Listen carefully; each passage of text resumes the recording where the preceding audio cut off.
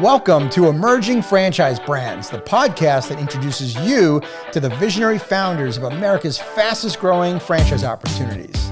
We'll also hear from industry pros as they share what it really takes to achieve the elusive milestone of 100 plus locations. I am your host, Frank Fiume, founder of I9 Sports, and my 20-year journey from inception to acquisition has given me a unique perspective on how to succeed in franchising. Join me as we welcome today's guest. Hello, everyone, and welcome to the Emerging Franchise Brands podcast. On today's show, I have the founder of Franchisor Advisor, Mike Harley. Mike, welcome to the show.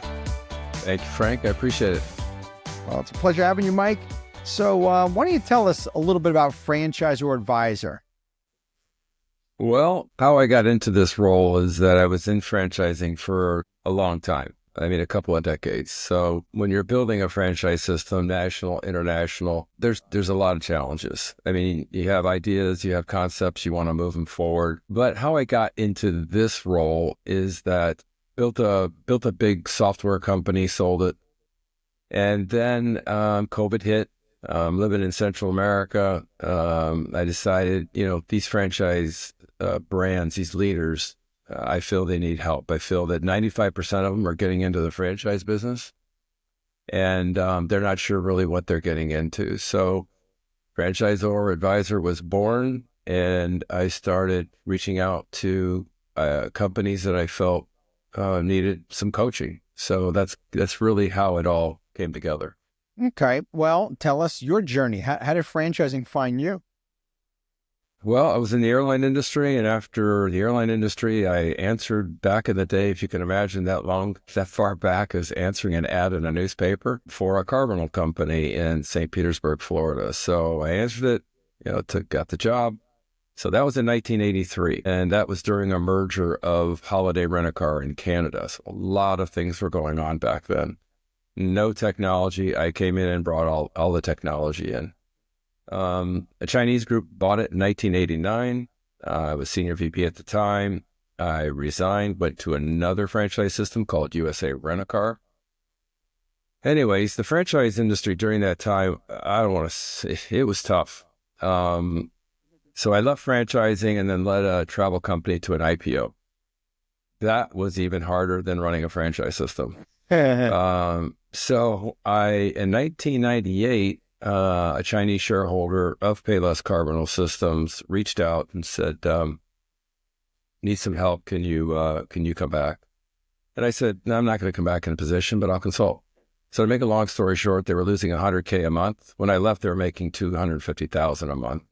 Right. When I met with them again, they were losing $100K per month. Mm-hmm. And this is the real twist part. 12 of our largest franchisees had no plans of renewing the franchise agreement. Now, these franchisees were paying $30,000 to $50,000 a month in franchise fees and royalties. So your top 12 had no plans to renew. So the fixer-up story is very long because that was in 98 to 99 to guess what comes up at 2000, Y2K. Y2K, all new computer systems. I built the reservation system in 85. That was going to fail. The phone system was going to fail. The admin was going to fail. So it was a very, very crazy time. And then I'll kind of end on this. But I really got back into it, CEO, president, all that thing, when I decided to go from consultant to really take this thing on. So 6 months after 9/11, if you can imagine 9/11, I had 100,000 cars sitting at airport lots all across the country because no one was flying, working with franchisees, trying to keep them involved, trying to keep them in business. And so after 9/11, I launched Payless Car Sales Systems, which soon became the largest independent used car sales in the United States with 60 plus locations. So that's how it kind of found me. Cool. What about today? You're working with emerging franchisors, specifically folks who have already launched their franchise. And I know you shared with me before we got started that you have a passion for helping people that are stuck. I have a passion for that too. So tell us a little bit about the observations you've had in franchising in general, when people are franchising, they're just not sure what to do. Yeah, I think that's so important. I think they don't know what they don't know. So, if I would have had a mentor or a coach back in the day, I'd have been all over that and I would have jumped on it, because there's so many things that you just don't know and you find out by accident, and they can be very, very costly. I don't want to get into that, but when you're losing potentially about $60,000 a day because you did something wrong that someone could have prevented that's something that you have to look at, you know, kind of seriously, running any business. But in franchising, having franchisees out there, they were affected by this problem that we had that could have been deflected for sure. So, because why I want to help franchisors is I'm kind of a helping person. So my wife and I went to Central America to put up water tanks. We went there to try to help families and schools and so on.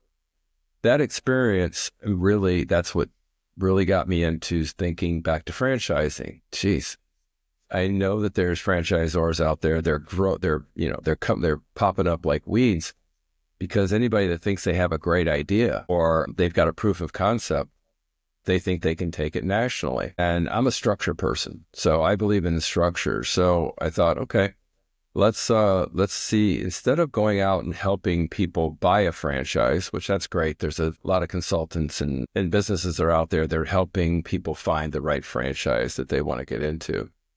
I think it's bigger than that. I think when it comes down to the franchisor, as well as I know, you were one. I don't know how many sleepless nights you had, but I know how many I had. And, I got calls at 2:00. We were a 24-hour operation, 365 days a year around the country. I was getting calls at 2 a.m. from franchisees asking for guidance and assistance. So very, very, I understand that world real well. So you talk with a franchisor today, it's okay. What are your pain points? I mean, what really keeps you up at night? And that's an interesting question, because the answers that I get back from that are exactly what I expect them to be. And that goes back to franchisees. I just didn't know. I didn't know how to do this, didn't know how to do that. And that's where I really try to step in to help. Well, Mike, all right. We've got a lot of franchise consultants that are out there and franchise attorneys that have been around a very, very long time. Why does this continue to happen? Are people not getting the right advice? There is plenty of information out there. We know exactly, you and I know exactly how to be successful in franchising.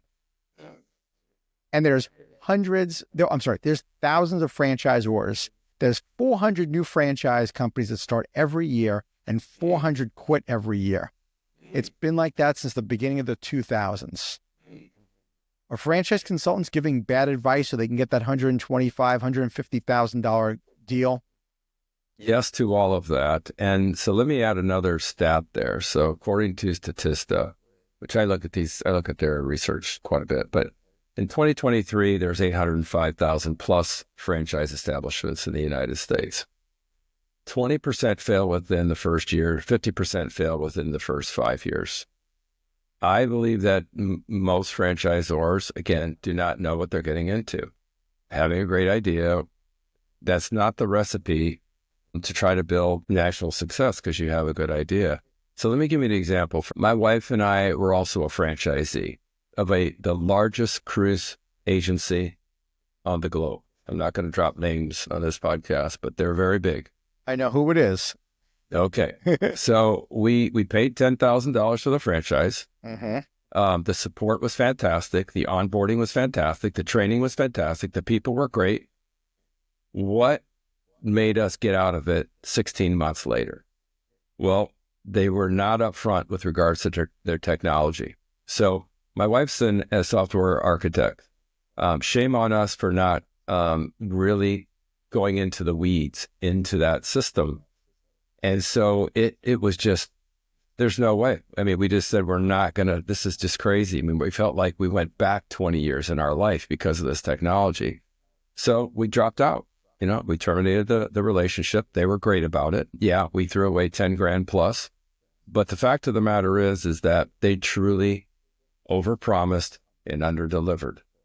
And that's a real problem in the franchise business today. So to go back to what you were saying, is that Are they being misguided? I would love to give my opinion on everything in this industry because I've been in it most of my career. But I will tell you this. I've learned, I put an ebook, I have an ebook on this, but I've learned that it goes in this way. You have to have a business plan. The business plan, before you contact an attorney and spend 50 to 100 grand on getting all your documents done, why do that? Why go to an attorney and do all of that? And then you sit back and say, okay, now what's the next step? Oh, I got to go get franchises. No, you need to have a plan. Then you need to prepare. So here's my steps: plan, prepare, educate / learn, execute, and evaluate. I believe in those 5 steps in this business. And if you've got a really good plan, which I write plans. So if you've got a really good plan, and you're preparing yourself before, and you know what happens, Frank, to be honest with you, it's like, I coached 15 years of baseball here in Tampa. It's like kids want to crawl and then they want to sprint. You can't do that when you're coaching. You got to learn the very basic fundamentals. Business is no different than sports. You get those fundamentals down and you get your plan in place. Doesn't have to be a big plan, be 20 pages. You got your forecast, you got your budgeting, you have your goals set up. In our business plan that we talked about earlier, my wife and I built the largest parking reservation system in North America. It was a 62-page business plan with 5 pages of goals, 25 line items. So all those goals were reached except for one. We didn't want investment money. We wanted to grow it organically. Mm-hmm. So if you're a franchise today, or a franchisor, you have to think that you have to go beyond that. We have to make the franchisees successful in order to make the franchisor successful. So the franchisor has to have a plan. The franchisee has to have a plan. That's really my short version of how you create success between the bond of a franchisor and a franchisee. Well, I think as a franchisor, we do have a plan. Our plan is to sell franchises in the beginning so that we have franchisees to support. And starting out, we don't even know who our franchisee, who our target audience is, who are right. What does a right franchise look like to us, right? We just know somebody is excited about it. They have passion for our business. They pass the credit check. They have the money. They love the company. They're probably a client or a former customer of the business. Or worse, Mike, they're a family member or friend and wants to do this. That's, as I talk to so many founders over the past year and a half, I've interviewed probably close to 200 founders in the past year and a half. And again, we talk about, how did you find your first dozen franchises? You know what they tell me? Friend, family member, or customer. How did you even know they were going to be any good? I didn't. And you didn't even know what to teach them. Yeah, unfortunately, the vetting process for a franchisor is not taken very seriously. Let me tell you something, Frank. I was selling franchises from $50,000 to $1.5 million. I sold Europe as a master for $1.5 million. But the vetting process, I just didn't, they come up and said, hey, we've got the money. We'll write you the check for $1.5 million. That deal I negotiated was very, very simple. You put $600,000 down, and then you pay the rest within the next year. Okay, they agreed with that. That's great, because I vetted the heck out of these guys, and I want to make sure that they were who they said they were. So Just because I talk to a friend and I say, hey, I'm looking for a franchise, Frank, I'll tell you this. I did the franchise thing. I worked with somebody that said, hey, I need somebody to work the company to, help people find the right franchise. I get calls from somebody that says, I want to be a UPS franchise. And I said, okay. And I said, so let's go over some things. Let's talk about what your net worth is. Let's talk about what you got liquid. Let's go through all this. Well, I've got $25,000 in the bank, and I've got about $5,000, to help me get through. Think about that for a second. Okay. Now I could tell you 1,000 stories like that. That's what woke me up and said, I just don't like this business model. It doesn't make sense to me. What if I were to convince somebody to go into a franchise? As well as I do. Let me stop there. As well as I do.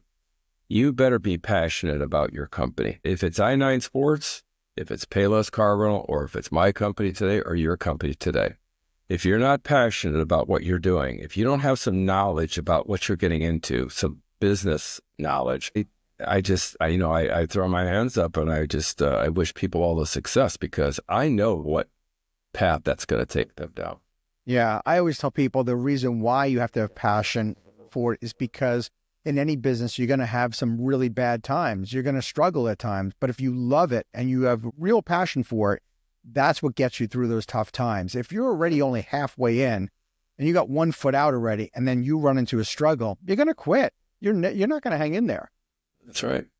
That's right. No, you're absolutely right. Now, you and I have been there, done that. And see, that's something that, our years of experience and our successes and our failures are so invaluable to anybody that's starting a franchise today, or better than that they've got 5 franchises.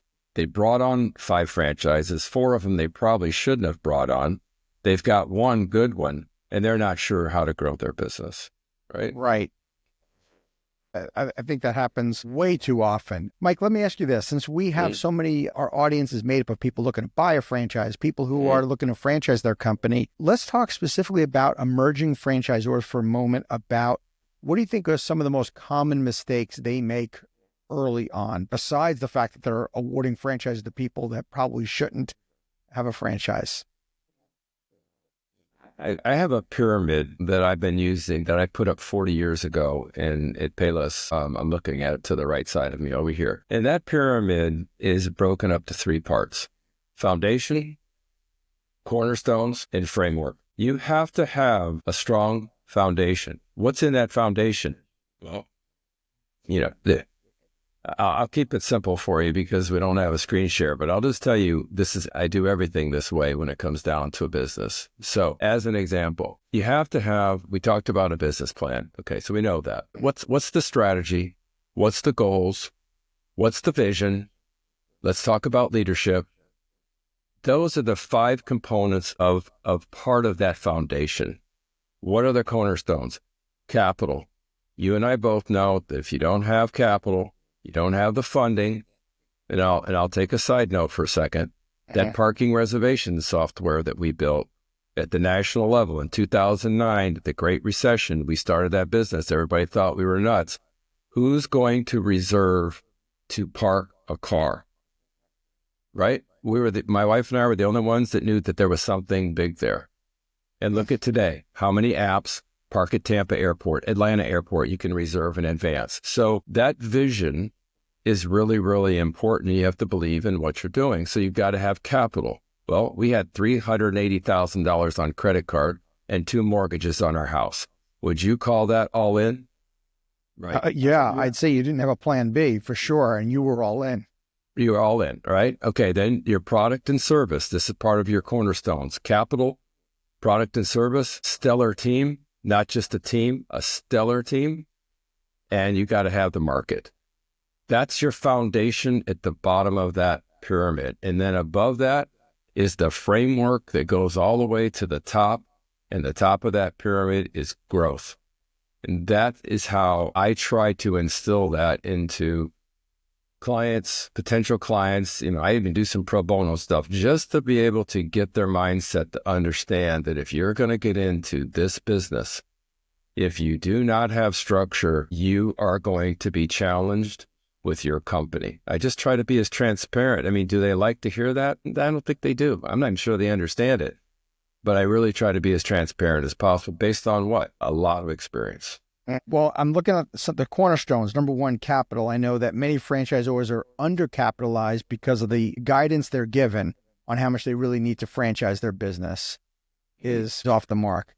Secondly, the team. I experienced this myself, Mike. I had my original team that helped support the franchisees were the same people who helped run my business. And that's natural. Most franchisors just take their team with them and say, hey, we were running our sports league or we're running our pizza shop. Now you're in the business of franchising and support franchisees. And that's a completely different skill set, right? And then the third one is the market. I think a lot of franchisors start out, they don't even know what markets they should be in.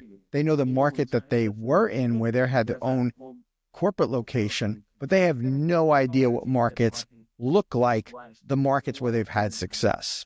That's very true. So that fourth cornerstone on there is important, which is product and service. Mm-hmm. You either have to have a great product, like I've got a client right now that's got an incredible product. I mean, they have potential of being $1 billion company if they want to be, right? Or a service. Service is a little bit more difficult. So, but that, you got to have that foundation of those 9 blocks on that triangle before you even think of going to what? Let's talk about revenue, infrastructure, delegation. You're not delegating anything. Get your foundation set, and then you take it from there. Yeah. And I want to add one more thing on the product and service. I know I made this mistake, and many emerging founders I talk to do the same thing. They focus on training their franchisees on how to operate the actual duties of the business instead of the business itself. So instead of teaching people how to run, own, and operate a pizza business, they're spending more time teaching people how to make a pizza. Yep. No, you're right. No, I can relate to that in a big way.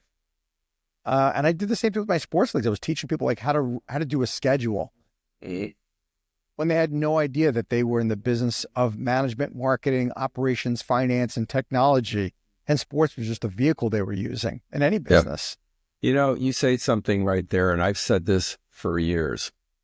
Let's just say that I'm a VP of a company and I'm done with the corporate world and I want to get into business for myself.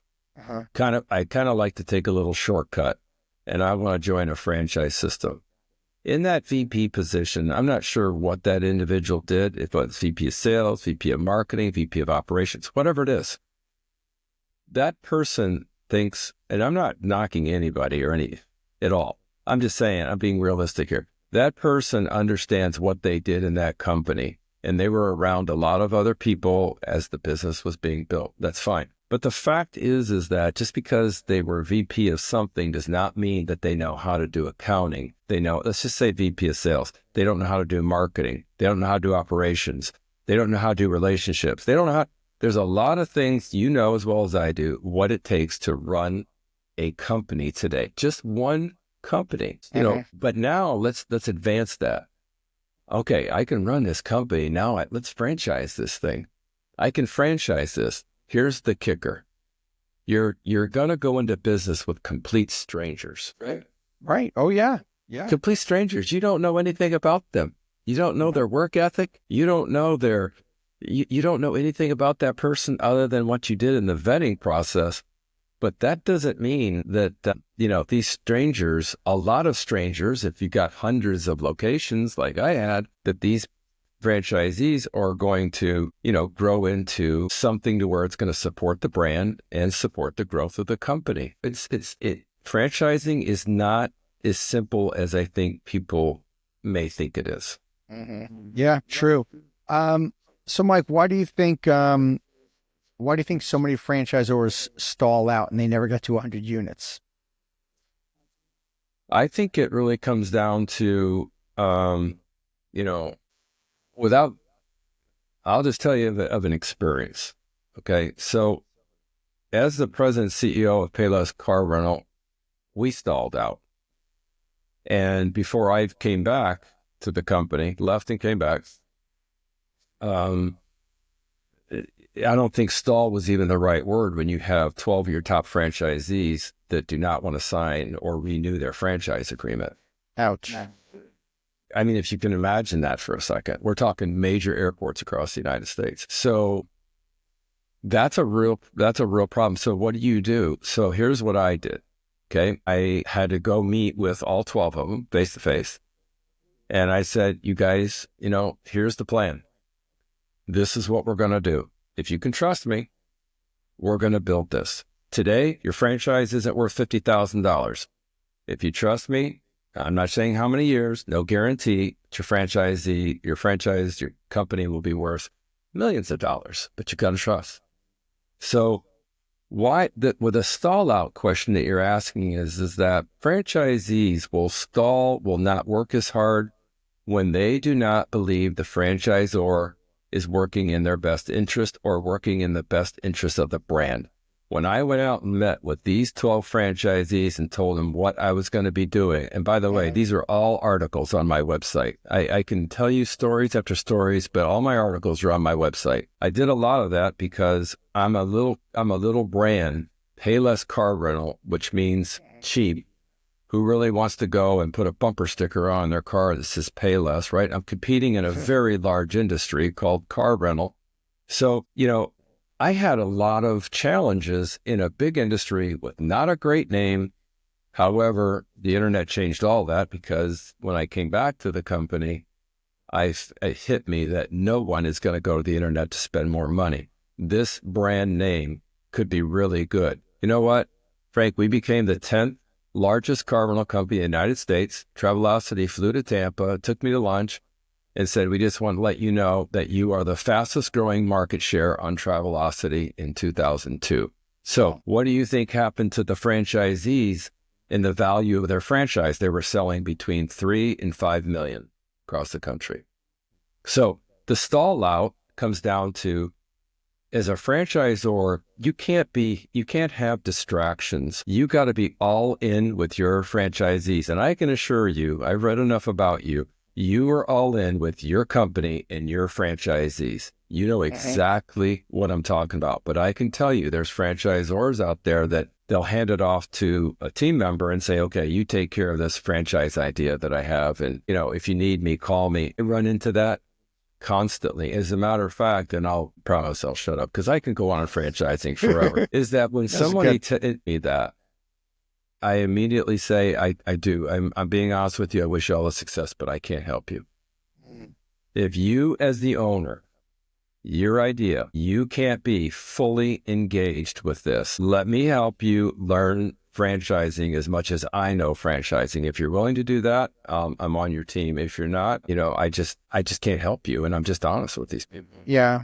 And I do think people stall out because they didn't realize what they were getting themselves into. This is how we kind of started this whole conversation. And it was like, okay, well, I wasn't planning for it to be like this.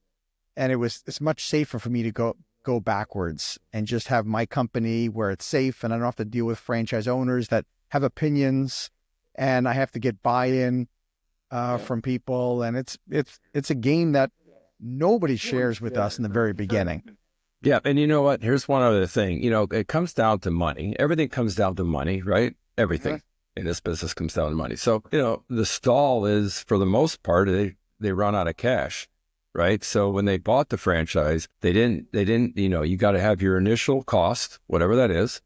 And then you have to have your operating costs. And that operating cost should take you through a minimum of 1 year. If it was me, and I start a new franchise system today, I'm not making any guarantees. I'm going to say, look, you should have operating costs for the first 3 years. If you want to be a franchise within this company, you got to be prepared, with cash, your time and all that, for a 3-year ROI. And that's how I would do things today versus selling a franchise, taking the money.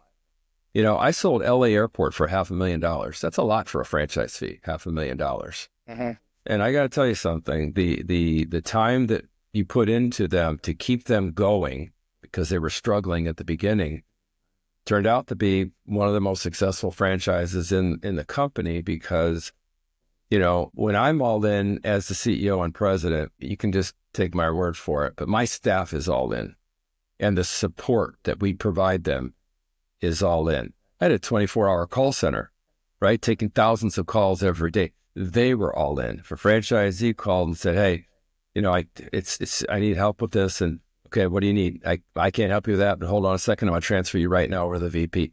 That kind of support is what kept our franchisees in place, even though they had tough times with cash. And let me tell you one other thing. During that 9/11, I had 100,000 cars sitting. For 3 months, we told the franchisees, there's no royalties. You guys don't pay us any royalties for 90 days. Wow. Okay. That's not everybody does that. I had to do everything I could to try to keep this thing together. Yeah. So what would you attest to be some of the pillars to turning that thing around? I've always said that I want to write a book on communication is life, but it would only be 2 chapters. And chapter 1 would be, your career. Chapter 2 is your personal life. And under the career, under business, communication is absolutely everything. And I mean transparent, honest communication. And if you are that way, if there's anybody listening to this podcast, if you have one takeaway, and that would be communicating I call it over communicating to the franchisee, let them tell you, I've never heard this, but let the franchisee say, gosh, I've already talked to you this week. I don't want to talk to you anymore. No, they're going to want more and more and more out of you to help build their business. And so communication to me is absolutely is the top of the pillar. Well, entrepreneurship is a lonely job. And as franchisors, we need to think about our franchisees that are in business, that they are lonely and they're looking to us for guidance, support, and let's face it, we're providing hope and inspiration to them. Yep. I say it all the time, again, I like comparing sports to business, but a franchisee is like a pitcher on the mound, right? I was a pitcher, 15 years of baseball, coaching 2 kids that pitched, 3 kids that pitched. And when you're on that mound all by yourself, you can look at the coach and you can see your team behind you. Hopefully they're going to catch a ground ball, but you're on the mound all by yourself. So is that franchisee. They're looking for that coaching. They're looking for that support. That is the most important thing that I think in the franchise business. Yeah. I always felt too, Mike, that one of the challenges in franchising that we don't talk enough about is that in order to be successful in your leadership position, it's doing the right thing and not necessarily what's popular. Because if we do what was popular, it's easy. I got a whole laundry list of things I can come up with. It doesn't mean it's the right decision for the business. And that's where the communication comes in, where having our franchisees understand the why we're doing what we do, not just you need to do, A through Z. I'll always go back to structure. There's no difference in building a home, right?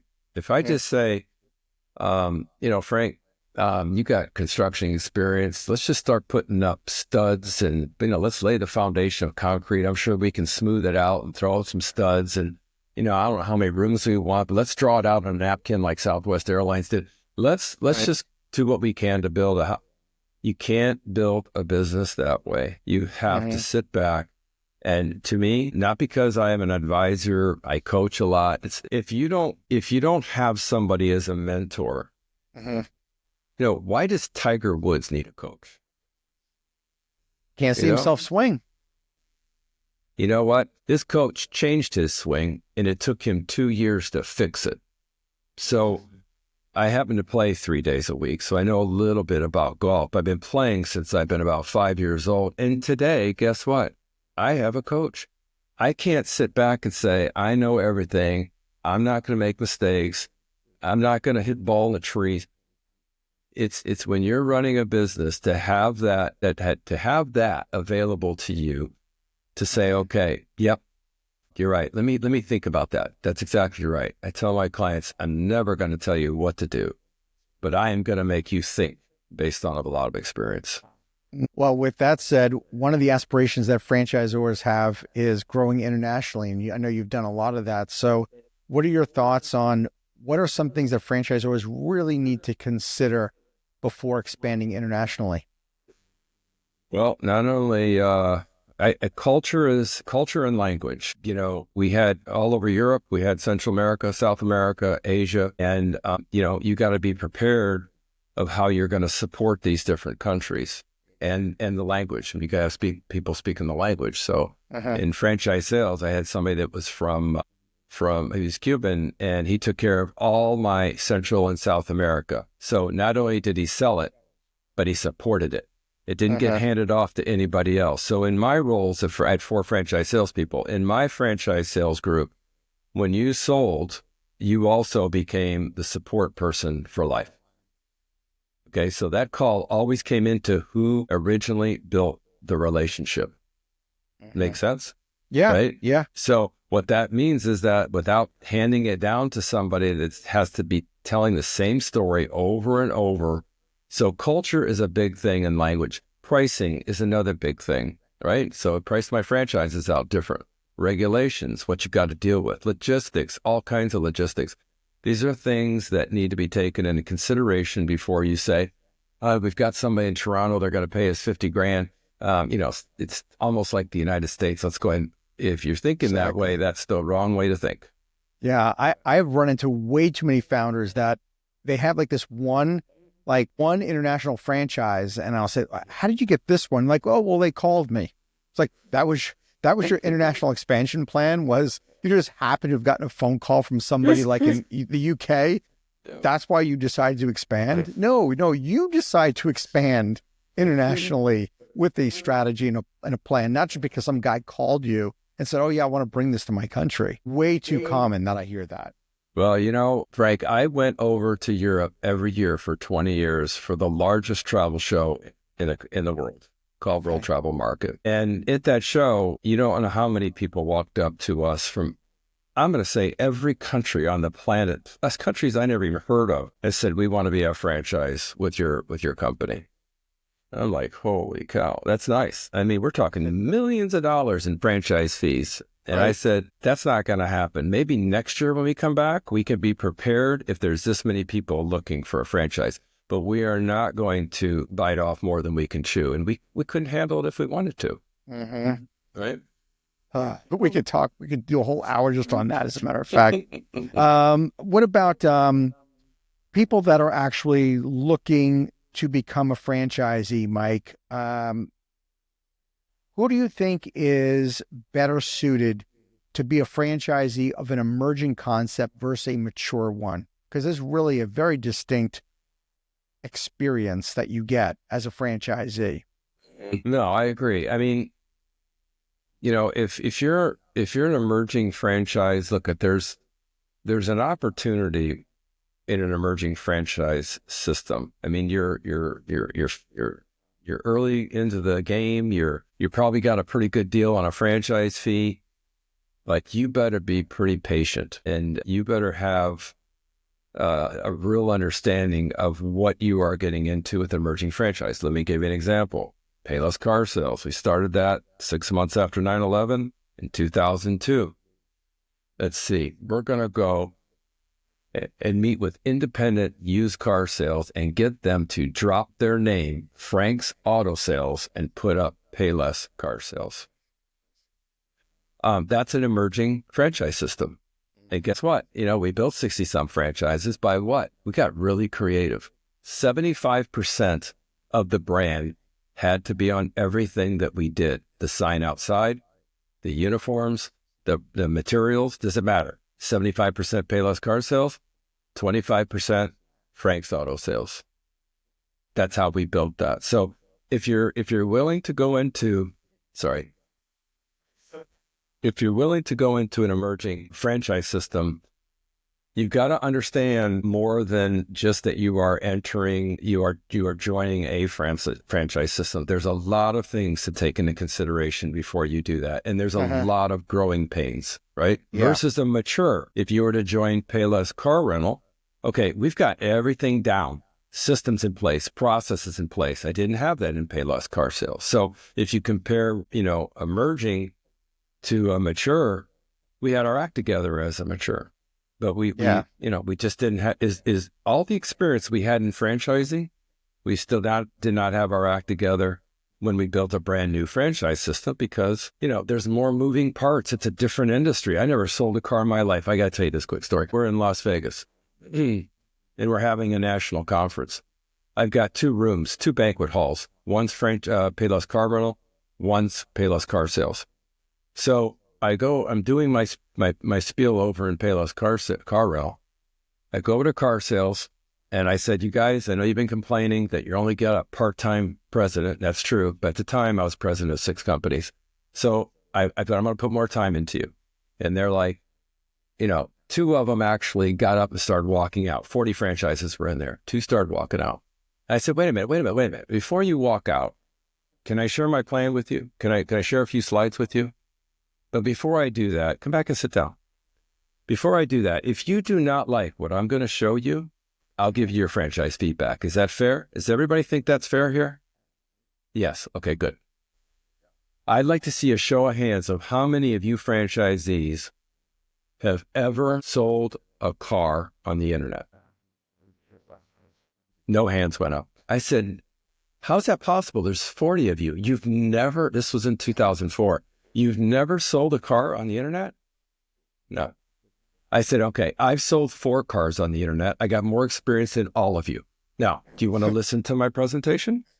So what happened was from 2004, we went from selling no cars on the internet to 2006, selling 700 cars over paylesscarsales.com. So the point is that it's about when you say emerging versus, a mature, it's kind of apples and oranges. And the only reason I'd say be careful with an emerging franchise is that you better do a lot of things. You better vet the franchisor like crazy. You better call franchisees and ask them what they think and ask them about their leadership, ask them about their support. Really take into consideration what you need to if you're going to what? This is a life-changing experience when you buy a franchise. Would you agree with that, Frank? Absolutely. Absolutely. Okay. Yeah. Life-changing. So those are the things you got to take into consideration. Good stuff. Well, Mike, I've enjoyed our chat here today. If someone wanted to work with you, what's the best way they can get a hold of you? Best way is I'm going to give you 2 things. One, they can go to franchisoradvisor.com, and that can be EROR on both of them, doesn't matter. Or you can call and text me at 813-500-9840. And I'm a text person, so I probably get about 100 a day. So text me. My response time's pretty good. Sweet. All right. I got one last thing for you, Mike. So I end every podcast with the franchise tip jar because, as you know, the franchise community is so generous with sharing of info. So for what I'm doing now with this question for this year is if you had a friend that was looking to become a franchisee of a brand, what would be a piece of advice you'd give them before they go diving into investing in that concept? That's a good question because I have a true case scenario. So I told my friend exactly this. Let me vet the brand before, and I just said life-changing, but let me vet the brand before you make a life-changing decision. And I said, It's pro bono. I said, you're a friend. I'll do it. And that's exactly what happened, by the way. Okay. And well, what was the punchline? What happened? Gosh, I didn't know you were going to go with a follow-up question. The brand that they wanted, they didn't buy the franchise. Why? Because they didn't have the confidence in the leadership and the direction of the company. And look at, Frank, you know this as well as I do. When you're raising money and you're talking with investors, right? Yes, they want to see your financials. We know that. But the next thing after that is about people, right? It's always about people. So that has got to be your priority when you're looking to make any type of investment, time or money. Yeah. Great point. Well, Mike, thank you so much. I appreciate being on the show today. Well, I appreciate it. It's nice to chat with you and nice meeting you. And, being that we're in Tampa, let me know if you ever want to get together. I'd be happy to come up, do lunch, coffee, whatever. Sounds great. All right. Well, thanks, Mike. I appreciate it. Thank you for tuning into the Emerging Franchise Brands podcast. For additional insights, guest applications, and to stay connected, visit us at efbpodcast.com. The Emerging Franchise Brands podcast is for entertainment purposes only, and the views expressed do not necessarily represent those of Emerging Franchise Brands, its host Frank Fiume, or Emerging Franchise Group, LLC. Any discussed franchise or investment opportunity requires thorough investigation, obtaining proper disclosure documents, and expert consultation before making any investment decisions. The podcast and its host do not offer professional advice or endorsements, and they hold no responsibility for actions, representations, accuracy, or consequential damages related to the podcast content.